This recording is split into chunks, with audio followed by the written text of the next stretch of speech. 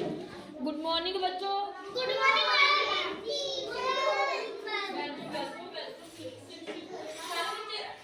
सारे बच्चे मेरी तरफ से आप लोग तो आंसर में एक कहानी सुनाऊंगी शेर ते हाथी की। ठीक है, शेर और हाथी दोनों दोस्त होंगे जंगल में। ठीक है, चलो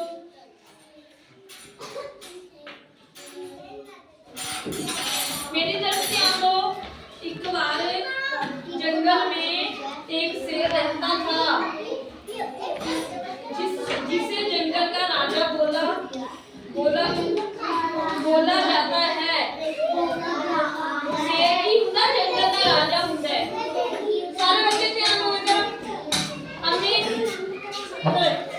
शेर जंगल का राजा हुंदा है। हाँ ठीक है, उसे बहुत भूख लगी। उसने एक हिरण को देखा और उससे जाकर भूख मिटाई, लेकिन हिरण की हड्डी उसके गले में अटक गई। सारे बच्चे ध्यान दो।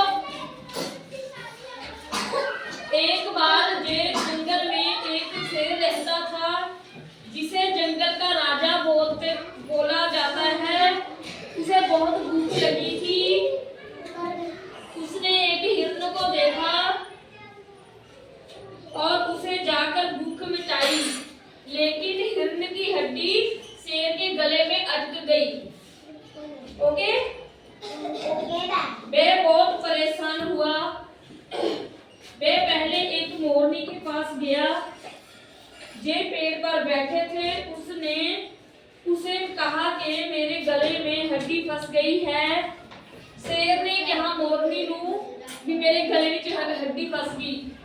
ठीक है, उसे निकाल दो। मोरनी बोली मैं ऐसा नहीं करूंगी। मोरनी ने मना करता। मोरनी कहती मैं नहीं ऐसा करूंगी, क्या पता तुम मुझे ही खा जाओ। मोरनी नू डर सी के वो शेर किते मैनू ना खा जाए। सारे बच्चे इधर ध्यान दो। मोरनी नू डर सी कि शेर किते मैनू ना खा जाए जे मैं उसकी मदद करूंगी। ठीक है, शेर नाराज हो गया। शेर बेचारा नाराज होकर चला गया और आगे उसने बालू को देखा। अभी उसने बालू को देखा। उसने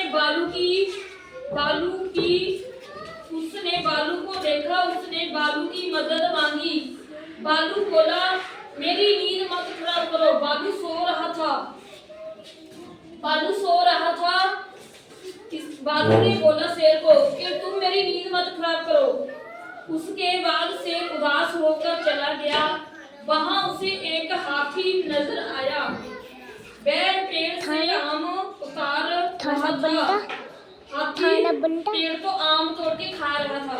ठीक है, शेर ने उसे कहा कि तुम मेरी मदद करोगे तो मैं तुम्हारी मदद करूंगा। शेर ने हाथी को कहा, सिमरन बेटा ध्यान रख। शेर ने हाथी को कहा कि जब तुम मेरी मदद करोगे तो मैं भी आपकी भूख मिटाऊंगा। ठीक है, हाथी ने कहा कि अगर तुम उसे निकालो। हाथी ने हाथी की मदद की और भूख मिटाई। इस प्रकार दोनों दोस्त बन गए। हाथी ने शेर की मदद की थी तो शेर ने हाथी की मदद की थी। ठीक है, इस पर तो मदद करने वाला दोनों के विचार दोस्ती होगी।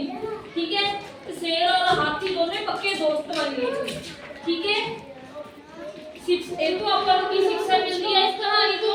मुसीबत में दुश्मन को दोस्त बनाना बेहतर है, क्योंकि मुसीबत कभी भी किसी पर भी आ सकती है। इस प्रकार बच्चों को पेंसिल, रबड़ और रंग चित्र बनाना बेहतर है। ਇਹ ਤੋਂ ਆਪਾਂ ਨੂੰ ਇਹ ਸਿੱਖਿਆ ਮਿਲਦੀ ਹੈ ਕਿ ਆਪਾਂ ਨੂੰ ਇੱਕ ਦੂਜੇ ਦੀ ਮਦਦ ਕਰਨੀ ਚਾਹੀਦੀ ਹੈ, ਹੈਲਪ ਕਰਨੀ ਚਾਹੀਦੀ ਹੈ। ਠੀਕ ਹੈ, ਆਪਾਂ ਨੂੰ ਵੀ ਕਦੇ ਵੀ ਲੋੜ ਪੈ ਸਕਦੀ ਹੈ ਕਿਸੇ ਵੀ ਚੀਜ਼ ਦੀ, ਕਿਸੇ ਦੀ ਵੀ ਹੈਲਪ ਦੀ। ਓਕੇ ਬੱਚੋ, ਠੀਕ ਹੈ। शेर ਤੇ ਹਾਥੀ ਦੋਨੇ ਇੱਕ ਦੂਜੇ ਦੀ ਹੈਲਪ ਕਰ ਰਹੇ ਸੀ, ਮਦਦ ਕਰ ਰਹੇ ਸੀ। शेर ਦੇ ਹੱਥ ਵਿੱਚ ਹੱਡੀ ਫਸੀ ਹੋਈ ਸੀ, ਉਹ ਹਾਥੀ ਨੇ ਨਿਕਾਲੀ।